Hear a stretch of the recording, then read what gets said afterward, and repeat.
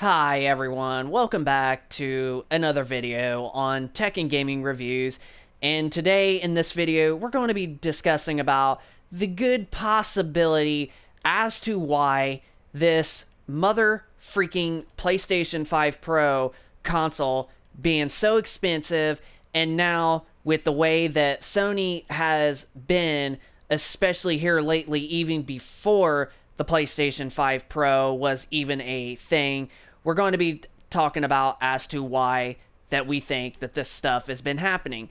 And you could probably already take a lucky guess as to what it is. It's because that Sony is the market leader and they continue to sell PlayStations and PlayStation 5s specific, and they just think that they can get away. So if you remember, like back then, beginning of the year, there has been a lot of stuff going on with Microsoft and how that they were saying that first party games are going to start going to multiple platforms and that there was only going to be certain ones, and then all of a sudden they just keep lying and they keep saying, oh, we don't care if the Xbox consoles do not sell, and all this, horrible stuff, and releasing games just buggy and broken and not actually delaying them like they're supposed to, like a games like Redfall, Halo Infinite, and the list just goes on. And what's going on is the fact that Microsoft is just treating its consumers like it's, like nothing to them. So it's actually made people want to buy PlayStation 5s and honestly feel a little bit better, in a better place. So, with that all being said, Sony continues to sell PlayStation 5s. And with all that being said, on top of it, they just think that now, because of the fact that PlayStation just continues to sell, and especially being PS5s, they just think that now, well, we're the market leader, so screw you guys. And Microsoft has shown we have the power, and that is exactly what is going on. Is Sony is just being so greedy. They now raise prices in their own country. However, I want to name it, like we're talking in Japan, they have actually raised prices yet again a second time in Japan. So now Microsoft has actually been selling Xboxes over there that I've actually heard. So that's another thing. And now Sony also just raised prices for the DualSense controller another $5 from $70 now up to $75. So Sony just continues to be like, okay, yeah, guys, we're the market leader. You are going to pay us what we want. It doesn't matter if the consoles are over expensive. You're going to give us our money. And that's essentially what's going on. And that is why the PlayStation 5 Pro is so much money than compared to the base standard PlayStation 5. And then there's going to be a catch here. And this is where that most consumers, at least most gamers, are not going to care about this PlayStation 5 Pro console. Now, we're going to get it, and I know this might actually make a lot of people mad, but it actually will benefit us because we can actually get on a lease-to-own agreement with Best Buy. There's a thing called progressive leasing, and we can get on a lease-to-own agreement for this console, and we don't have to dish out a full $700 at once. So it definitely will benefit us. And truth for that, the 2 terabyte of storage is another reason why I would want to upgrade to the PlayStation 5 Pro. But there's going to be definitely, like, I would say 90%, maybe like 85% at the lowest, of PlayStation fans and just gamers in general who are not going to upgrade to the PlayStation 5 Pro, and it's going to be a lot different than what the PlayStation 4 Pro actually did last generation. And the PlayStation 4 Pro, compared to its price and the upgrades that it had, was a lot better, and we're actually going to make a separate video on that in just a bit, if not probably tomorrow or the next day. But the PlayStation 4 Pro did offer a lot more bang for the buck, I'll just put it that way, but we're going to make a video discussing about how the PlayStation 4 Pro was actually worth it more than what Sony has done with the PS5 Pro. But essentially, technically, what you're getting with the PS5 Pro is technically you're just getting basically some games that can now play at performance mode while actually playing on fidelity mode. So you're basically getting performance mode and fidelity mode basically mixed together. And honestly, minus the extra 1 terabyte of storage, which is the one thing that I honestly am going to get it mostly for. But I also do want to get it due to the graphics and all that crap.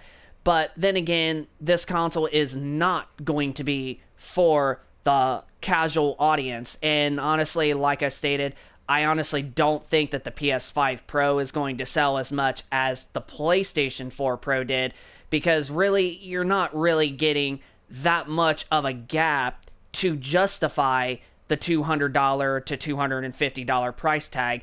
And then on top of that, you have to look at if you are a physical media collector, such as a hardcore gamer, then you're going to have to buy the disc drive separate, which is going to cost another $80. Then if you want to add another controller to that, that's going to cost you another also $80, technically $75 to be exact.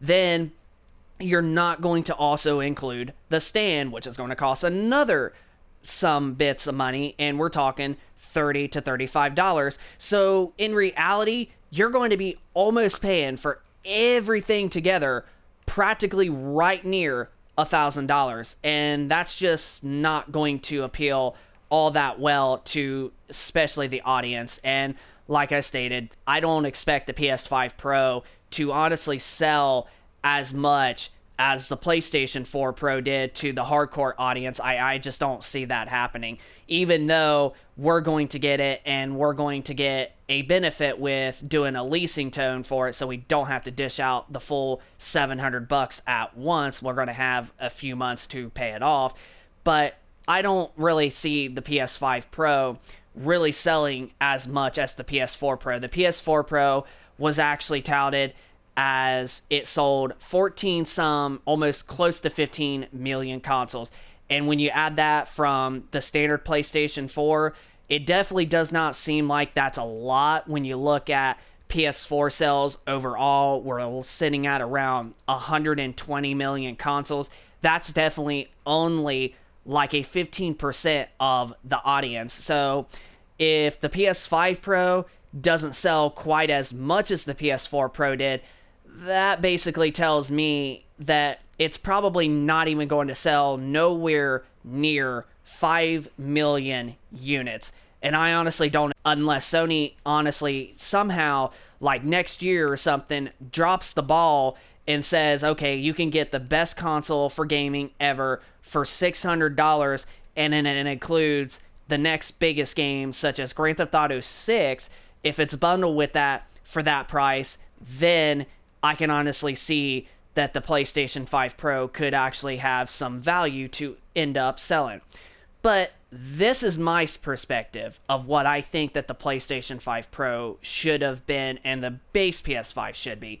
I think that the PS5 Pro should have been $600 at most, but I don't even think it should be that price either. What I think is Sony should have dropped the ball and should have announced this console as $500 or maybe $550, then drop the ball for the slim PlayStation 5 for $400 or $450, and then drop the digital version for cheaper than like $50 cheaper than the slim with the disc drive PS5. So I think Sony should have had the PS5 Pro labeled at $500, the PS5 Slim with the disc drive at $400, and then the PlayStation 5 Slim Digital Edition at $350. That would have been so much of a better move, and the PlayStation 5 Pro could actually outsell the PlayStation 4 Pro as a tiny upgrade, even though the PlayStation 4 Pro had a huge upgrade, even though the PS5 Pro does not have a huge upgrade from the base PS5. But if Sony did those prices, then honestly, I could see the PS5 Pro selling better than what the PS4 Pro did last generation.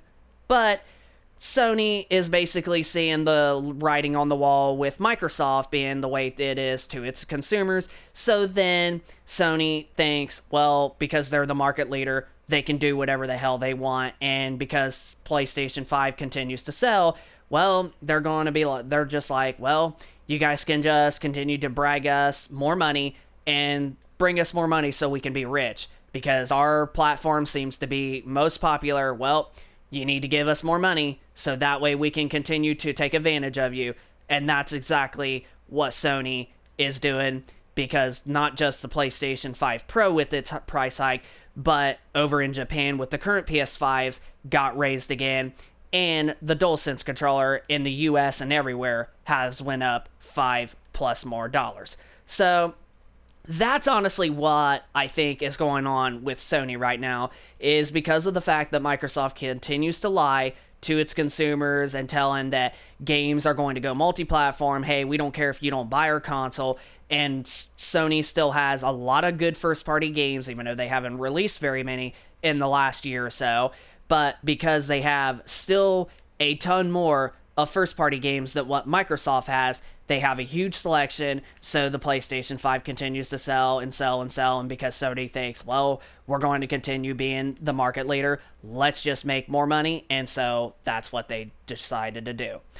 And honestly, I think it's going to eventually bite Sony in the ass, and Microsoft is going to get some of the gamers back into its, ecosystem due to the fact of Sony being especially super greedy this time around and just over the last couple of years. That is what I think is going on with Sony, and honestly, I could just see people in the comment section saying, yeah, that's exactly why Sony is being so greedy and raising prices everywhere, and then now having a $200 to $250 price difference to the PS5 Pro from a standard slim PlayStation 5. But that's going to pretty much wrap it up for this video. So stay tuned in for us talking about the PlayStation 4 Pro from the base PS4 and how much of a difference does it make for pricing from the PlayStation 5 Pro from the base PlayStation 5. So if you like this video, hit that like button, and if you are new to this channel, hit that subscribe button, and also be sure to leave us a comment down in the comment section down below of your thoughts if you completely agree with all this of why treating its consumers, and if you think that that is why Sony is being the way that they are and they continue to raise prices on all of their PlayStation 5 consoles and PlayStation 5 accessories. So just let us know in the comment section down below of your thoughts if you agree with us, and just let us know is all I can say. But this is going to pretty much wrap it up for the video. So tech and gaming reviews, rate, comment, and subscribe, and we shall see you in the next one. So we will see you later. Peace.